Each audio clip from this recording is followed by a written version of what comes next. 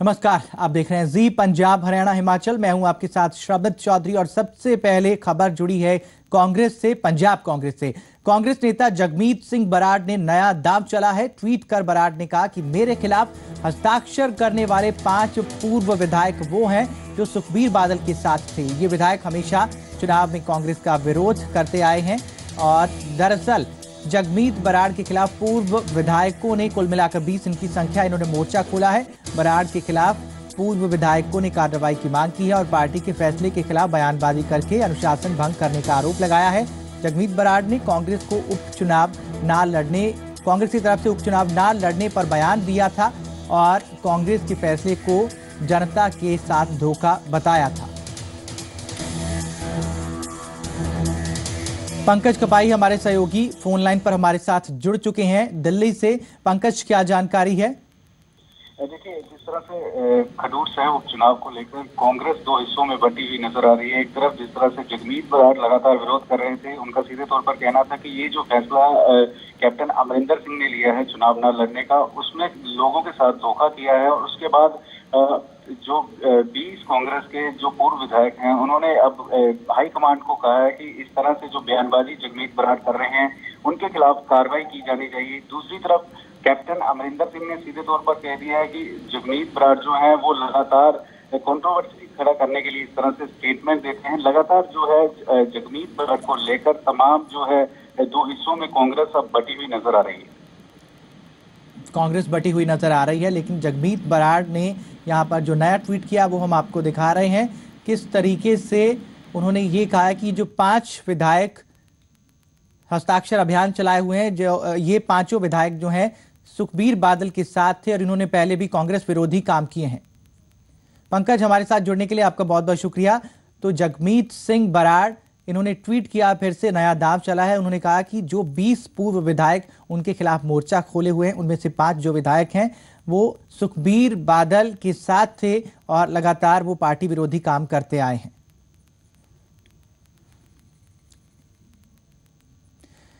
हरियाणा के कैबिनेट मंत्री अनिल विज अमृतसर रवाना हो चुके हैं। अवतार सिंह मक्कड़ से कुरुक्षेत्र के शाहबाद के मीरी पीरी मेडिकल कॉलेज को लेकर वो बात करेंगे। स्वास्थ्य विभाग के आला अधिकारी भी उनके साथ मौजूद रहेंगे। अनिल विज अमृतसर के लिए रवाना हो चुके हैं। एसजीपीसी अध्यक्ष अवतार सिंह मक्कड़ से मुलाकात वो करेंगे। कुरुक्षेत्र के शाहबाद में मीरी पीरी जो कॉलेज है उसको लेकर बातचीत की जाएगी। स्वास्थ्य विभाग के आला अधिकारी भी मौजूद रहेंगे अनिल विज के साथ।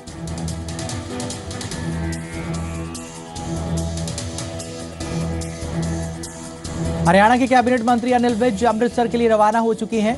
अवतार सिंह मक्कड़ जो एसजीपीसी अध्यक्ष हैं उनसे वो मुलाकात करने जा रहे हैं। कुरुक्षेत्र के शाहबाद के मीरी पीरी मेडिकल कॉलेज को लेकर ये बातचीत होगी। स्वास्थ्य विभाग के आला अधिकारी भी इस दौरान मौजूद रहेंगे।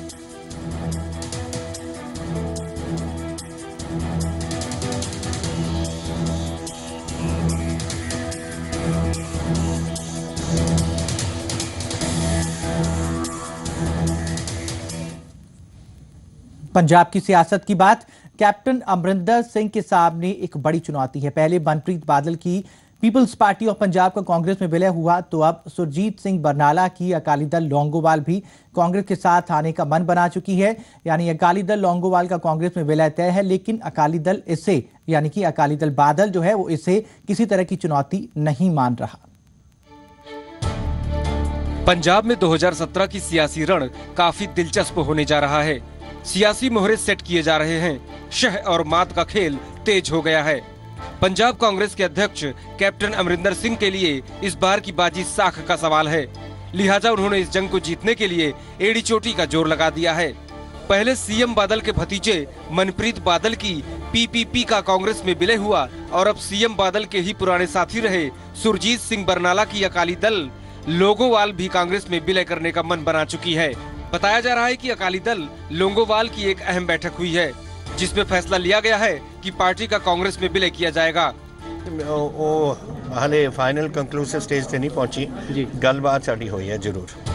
यानी इस बार अकाली दल को बड़ी चुनौती मिलने जा रही है। जहां एक तरफ कैप्टन सभी को साथ लेकर सियासी रणनीति तैयार कर रहे हैं, तो वहीं आम आदमी पार्टी भी सियासी गोटियां सेट करने में जुटी है। लेकिन पंजाब सरकार में कैबिनेट मंत्री डॉक्टर दलजीत सिंह चीमा इसे अकाली के लिए कोई चुनौती नहीं मानते। मैं तो कहा ना भी ये ਤਾਂ ਜਿਵੇਂ ਹੁੰਦਾ ਨਾ ਵੀ ਕੈਪਟਨ ਦੇ ਉੱਤੇ ਹੁੰਦਾ ਵੀ ਉਹਨੇ ਕ੍ਰਿਕਟ ਦੇ ਵਿੱਚ ਕਿਹਨੂੰ ਕਿੱਥੇ ਖੜਾ ਕਰਨਾ ਵੀ ਕਿਤੇ ਉਹਨੂੰ ਲੱਗਦਾ ਕਿ ਖੱਬੇ ਕਰਨਾ ਸੱਜੇ ਕਰਨਾ ਦੂਰ ਕਰਨਾ ਨੇੜੇ ਕਰਨਾ ਉਹ ਆਪਣੀ ਉਹਦੀ ਸਟ੍ਰੈਟਜੀ ਹੈ ਇਹ ਸੇਮ ਇਹ ਸਾਰੇ ਇਕੱਠੇ ਹੀ ਪਲੇਅਰ ਆ ਇਸ ਕਰਕੇ ਕਿਹਨੂੰ ਕਿੱਥੇ ਖੜਾ ਕਰਨਾ ਸਾਡੇ ਵਾਸਤੇ ਤਾਂ ਟੀਮ ਉਹੀ ਹੈ। अकाली दल भले ही इसे अपने लिए चुनौती न मानते हों, लेकिन कैप्टन ने अकालियों के किले में सेंध लगाने के लिए पूरा जोर लगा दिया है। हालांकि सुखबीर बादल ने भी कमान संभाली हुई है। साफ है पंजाब में 2017 का संग्राम कांटे का होने जा रहा है। जगतार भुल्लर, जी मीडिया, चंडीगढ़। पंजाब के सियासी मंचों से एक बार फिर विकास का मुद्दा गूंज रहा है। अकाली दल को विरोधियों के राज्य के विकास न होने के आरोपों पर कड़ा ऐतराज है, इसलिए 2017 में विकास का मुद्दा अहम बनता जा रहा है। पंजाब में अकाली दल सत्ता की हैट्रिक मारने के दावे के साथ चुनाव मैदान में उतर रही है, तो पिछले 10 सालों के दौरान पार्टी द्वारा किया गया विकास पार्टी के एजेंडे पर है। विपक्षी दल सरकार पर प्रशासनिक से लेकर आर्थिक मुद्दों पर बदइंतजामी के आरोप लगा रहे हैं, लेकिन सरकार की नजर में ये विपक्षी दलों का गलत प्रचार है। एक प्रचार किया गया कि जी एक सरकार चल नहीं रही, सरकार दा कांग्रेसियों कोले खजाना खाली है तो करोड़ों रुपए कितने होंगे। असि अगले महीने के अंदर लिस्टा अखबारां च आ जाना तकरीबन 1,20,000 नौजवानों नौकरियां मिल जानियां। We have a borrowing of 125,000 crores। ये बढ़ जानी है साजानू सरकार चेंज होएगी 1,40,000 करोड़। साडी रेवेन्यू स्ट्रीम नहीं है जिहदे नाल असीं डेट सर्विसिंग भी कर सकते हैं। साडी पोजीशन ये है कि एग्रीकल्चर सारा तबाह होगी। पंजाब के राजनीतिक समीकरण बदले हैं। लगता है कि सरकार को मुख्य विपक्षी दल कांग्रेस से ज्यादा आम आदमी पार्टी से खतरा बड़ा नजर आ रहा है। सो अपना राजनीतिक आधार ढूंढ रही ये पार्टी सरकार के निशाने पर है। कई लोग कहते कुछ है करते कुछ है, उन्हां तो बचन की लोड़ है। ऐजा प्रचार करते लगते पता नहीं कैसे फरिश्ते हैं। नहीं, अकाली दल क्या पॉजिटिव देखेगा? आप ग्राउंड पे चले जाओ, आपको अकाली दल की पॉजिटिविटी समझ में आ जाएगी। प्रदेश में सत्ता की जंग शुरू हो चुकी है। विपक्षी दल सत्ताधारी पक्ष पर पंजाब की आर्थिक कंगाली के आरोप लगा रही है, तो वही सरकार विकास के एजेंडे पर लोगों को एक और मौका देने की अपील कर रही है। चंडीगढ़ से जगतार भुल्लर और मोगा से गगन बटला के साथ पंकज कपाही, जी मीडिया, दिल्ली। विकास के मामले में हरियाणा से कहीं आगे है पंजाब। मोगा में पंजाब के डिप्टी सीएम सुखबीर बादल ने यह दावा किया। उन्होंने कहा कि दोनों राज्यों में विकास का फर्क देखना है तो पंजाब के लोगों को पड़ोसी राज्य में जाकर खुद देखना चाहिए। मोगा में पंजाब के उप मुख्यमंत्री सुखबीर बादल अपनी सरकार के विकास कार्यों का बखान कर रहे थे। साथ ही सुखबीर बादल ने हरियाणा को भी लपेटे में ले लिया। उन्होंने दावा किया कि पंजाब विकास के मामले में हरियाणा से कहीं आगे है। उन्होंने पंजाब के लोगों से कहा कि वो हरियाणा के गांव में जाकर देखें और खुद अंदाजा लगाए कि पंजाब उससे कितना आगे है। आप पंजाब रह के कदर नहीं पाते कि कितना कम होया, जे कदर पाओगे जे कदर तां पाऊगा जे तुसीं बस्सां भर के ना तुसीं हरियाणा जाके देखो जो पिंडां च। सुखबीर बादल ने हरियाणा को पंजाब से पीछे बताया, लेकिन इस पर हरियाणा बीजेपी के अध्यक्ष सुभाष बराला बोलने से थोड़ा गुरेज ही करते नजर आए। देखिए, उनका आंकने का नजरिया हो सकता है, लेकिन भारतीय जनता पार्टी की सरकार हरियाणा को विकास की नई बुलंदियों के ऊपर लेकर के जा रही है और इसके परिणाम अब देखने को मिल भी रहे हैं। बहरहाल पंजाब और हरियाणा के विकास की तुलना कोई नई बात नहीं है। ये पिछली हुड्डा सरकार के दौरान भी होती थी और आज भी हो रही है। मोगा से गगन बटला के साथ कुलवीर दीवान, जी मीडिया, चंडीगढ़।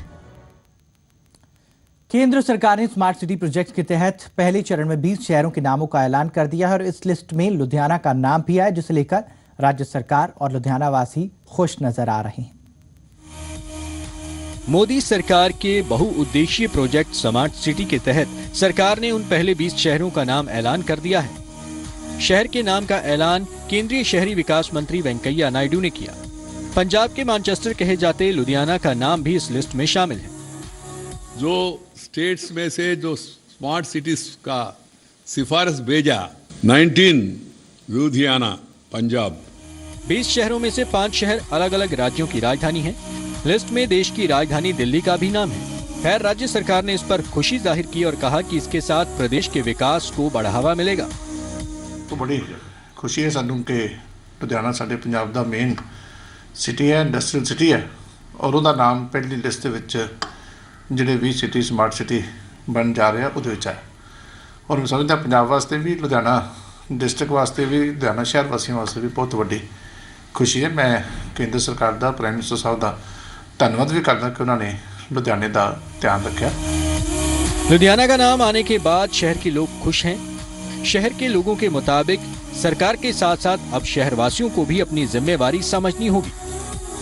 पहला तो इत्थे सफाई वाले पासे ध्यान देना चाहिए और सड़कों गलियां जो भी है कूड़ा करकट पब्लिक भी साथ देवे तो तां ही असीं अगे वध सकते हैं। यूथ के समझ स्मार्ट सिटी कितने चल जाए, गंदगी वगैरह फैली हुई है, सारी साफ होनी चाहिए गंदगी A to Z। ਜਿਹੜੇ ਇੱਥੇ ਲੋਕਲ ਪਬਲਿਕ ਆ ਸਾਰੇ ਨਾਲ ਸਹਿਯੋਗ ਕਰਨਾ ਚਾਹੀਦਾ। ਆਪਾਂ ਕਿਤੇ ਬਾਹਰਲੀ ਕੰਟਰੀ ਘੁੰਮਣ ਚਾਹੀਦਾ, ਪਰ ਦੇਖਣ ਨੂੰ ਅੱਛਾ ਲੱਗਦਾ ਕਿ ਲੋਕੀ ਬਾਹਰੋਂ ਆਉਣਾ ਸਾਨੂੰ ਇਹ ਚੰਗਾ ਲੱਗੇ ਦੇਖਣ ਨੂੰ, ਦੇਖਣ ਇੱਥੇ ਆ ਕੇ ਕਿ ਵਾਕਈ ਲੁਧਿਆਣਾ ਵੀ ਸਮਾਰਟ ਸਿਟੀ ਬਣ ਚੁੱਕਾ ਹੈ। नो डाउट बहुत अच्छी गल है। ਇੱਥੇ हर चीज़ की डिवेलपमेंट होएगी, फायदा होएगा। पंजाब सरकार को भी इकोनॉमिकली फायदा होगा, लुधियाना में तो बहुत ज़्यादा फायदा होगा क्योंकि एक इंडस्ट्रियल सिटी है। लुधियाना को पंजाब की आर्थिक राजधानी भी कहा जाता है। केंद्र सरकार के इस ऐलान के बाद लुधियाना उन पूरी आधुनिक सुविधाओं के साथ लैस होगा और विकास की बुलंदियों के साथ नए मुकाम हासिल करेगा। नवीन शर्मा, जी मीडिया, लुधियाना। और अब बारी है आज की अच्छी खबर की। अबोहर में एक गौशाला ऐसी भी है जहां सड़क हादसों में चोटिल मवेशियों का इलाज होता है। गौशाला में 10 डॉक्टर हैं जो इन पशुओं का इलाज करते हैं और इस गौधाम में ऑपरेशन के लिए एक स्पेशल ICU वार्ड भी बनाया गया। देखते हैं ये खास रिपोर्ट। बेहोश गाय का इलाज, चोटिल पैर पर पट्टी और जख्म पर दवाई का छिड़काव। ये तस्वीरें अबोहर के गांव दौलतपुरा की हैं, जहां पिछले 1.5 साल से श्री गोकुल गोधाम सोसाइटी सड़कों पर जख्मी होने वाले पशुओं का इलाज करती है। सड़क और अन्य हादसों के दौरान जख्मी हुए पशु को एम्बुलेंस के जरिए गौशाला में लाया जाता है और फिर उनका इलाज होता है। गौशाला में 10 डॉक्टर हैं जो इन पशुओं के इलाज के लिए हमेशा तैयार रहते हैं। इस गोधाम में ऑपरेशन के लिए एक ICU वार्ड भी बनाया गया है। ਅਸੀਂ ਅੱਜ ਤੇ ਆਪਰੇਸ਼ਨ ਥੀਏਟਰ, ਮੈਡੀਕਲ ਤੇ ਲੈਬ ਤੇ ਇੱਕ ਅਲਟਰਾਸਾਊਂਡ ਲੈ ਕੇ ਆਉਣਾ ਚਾਹੁੰਦੇ ਆ ਤਾਂ ਕਰਕੇ ਗਊ ਨੂੰ ਅੱਜ ਵੈਟਰਨਰੀ ਵਿੱਚ ਗਊ 'ਚ ਅੰਦਾਜ਼ਾ ਚੱਲਦਾ ਹੈ ਜੀ, ਕੋਈ ਖੂਨ ਟੈਸਟ ਨਹੀਂ ਕਰਵਾਉਂਦਾ ਤੇ ਉਹ ਅੰਦਾਜ਼ਾ ਅਸੀਂ ਖਤਮ ਕਰਨਾ ਚਾਹੁੰਦੇ ਹਾਂ ਜੀ, ਵੱਧ ਤੋਂ ਵੱਧ ਗਊ ਨੂੰ ਸਹੂਲਤ ਮਿਲ ਸਕੇ।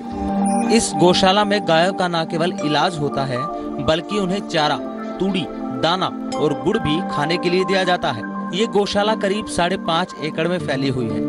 इस गौशाला में फिलहाल 400 गायें हैं और दिन प्रतिदिन गायों की संख्या बढ़ती जा रही है। फिलहाल तो पशुओं का इलाज चल रहा है जी। जख्मी पशु जो एक्सीडेंट केस है वो 100-150 किलोमीटर तो सानू को फोन करता है, असं आप एम्बुलेंस लेके उन्हें फिर उसका इलाज करते हैं।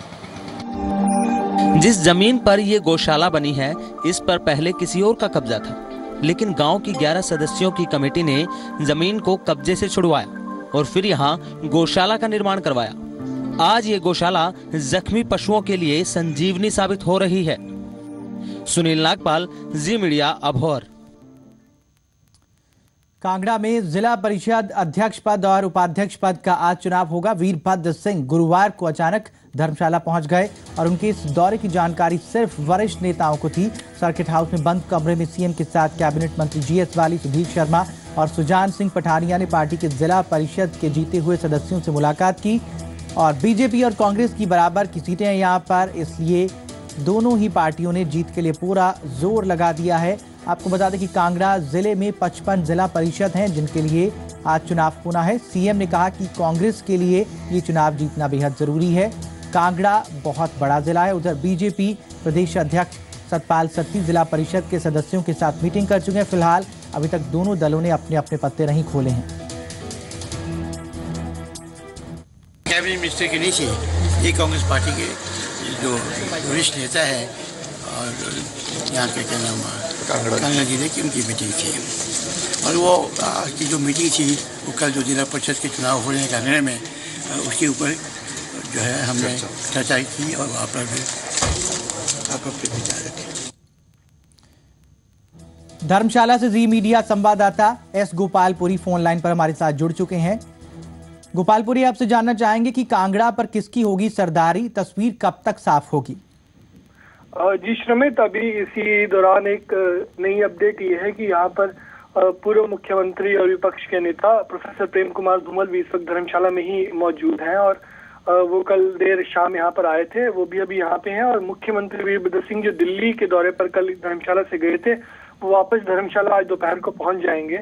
और उसके बीच दोनों भाजपा और कांग्रेस के जो नेता हैं वो दोनों अपने अपने जो जिला परिषद के सदस्य जीते हुए हैं उनके साथ मीटिंग्स करके उनको किसी तरह पैसिफाई करके अभी कुछ ही देर में सभी लोग जिला परिषद हॉल में पहुंचने वाले हैं जहां पर चुनाव होगा। और इसमें देखने वाली बात यह है कि अभी किसी भी पार्टी ने अपने किसी भी अध्यक्ष या उपाध्यक्ष के नाम पर मोहर नहीं लगाई है और उसका रीजन सिर्फ ये है कि अभी क्रॉस वोटिंग के डर से दोनों पार्टियों ने अपने नाम उजागर नहीं किए हैं और इसके जो नाम है वो उसके इलेक्शन के बाद ही जो भी इलेक्टेड कैंडिडेट होगा उसके बाद ही पता लग पाएगा। तो जो अभी तक के समीकरण थे उसमें भाजपा की जो सीटें थी, भाजपा के जिला परिषद थे वो लगभग 26 के लगभग आ रहे थे, कांग्रेस के 23 थे। तो उसमें अभी समीकरण बिठाने की बात चल रही है और कांग्रेस और भाजपा दोनों को एक और दिक्कत भी है जो इनकी आपस की गुटबाजी है वो भी इसमें कहीं ना कहीं दिक्कत है। इसीलिए प्रोफेसर प्रेम कुमार धूमल खुद यहाँ आए, वीरभद्र सिंह भी खुद यहाँ आ रहे हैं, कल भी आए थे। तो उसको दौरान भी चुनाव होने हैं और इसके नतीजे जो है वो अंदाजन 2 या 3 बजे तक आ जाएंगे और अभी वोटिंग जो है कुछ ही देर में शुरू 2 या 3 बजे तक का इंतजार है। दोनों पार्टियां अपने पत्ते नहीं खोल रही हैं क्योंकि क्रॉस वोटिंग का डर उन्हें सता रहा है। 3 बजे तक तस्वीर साफ हो जाएगी। अपडेट के लिए दोबारा आपके पास लौटेंगे। फिलहाल शुक्रिया आपका एस गोपालपुरी। हरियाणा के हिसार से अच्छी खबर है, डिंकी बंसल ने एक नया मुकाम हासिल किया। डिंकी ने सीएस की परीक्षा में उत्तर भारत में पहला स्थान हासिल किया जबकि देश भर में डिंकी चौथे स्थान पर रही। डिंकी की सफलता से परिवार गदगद है। आज बेटी ने पिता का सिर गर्व से ऊंचा कर दिया।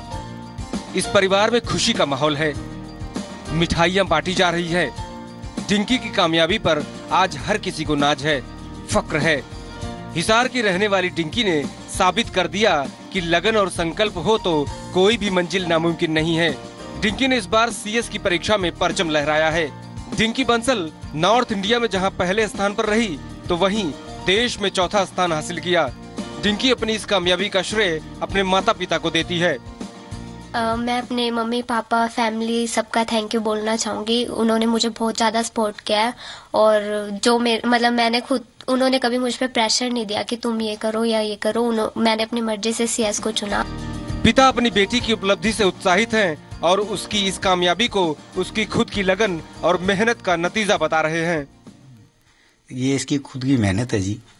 माता पिता हर के माँ बाप मेहनत तो करते ही हैं, इसने बहुत ज़्यादा मेहनत की।